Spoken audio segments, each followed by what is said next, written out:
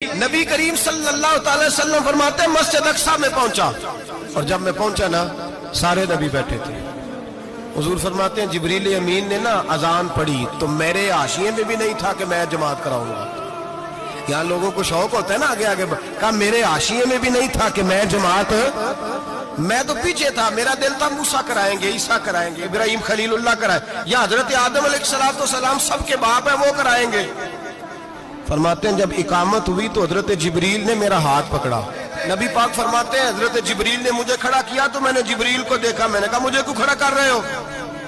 حضرت جبریل کہنے لگے یا رسول اللہ، یہ جتنے پیچھے کھڑے ہیں ان کی بھی خواہش یہی ہے کہ آپ ہی جماعت کرائیں، اور اللہ کی رضا بھی یہی ہے کہ آپ ہی جماعت کرائیں۔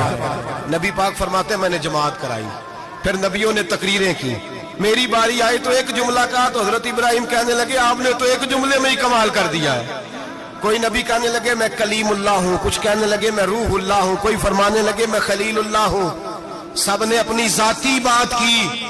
نبی پاک فرماتے ہیں میری بات آئی تو میں نے اللہ کی مخلوق کی بات کی، میں نے مسلمان کی بات کی، مومن کی بات کی، کافر کی بات کی، میں نے سب کی بات کی، ساری مخلوق کی۔ حضور آپ نے کیا فرمایا؟ نبی پاک فرمانے لگے میں نے کہا الحمدللہ الذی ارسلنی رحمۃ للعالمین، فرمایا اللہ کا شکر ہے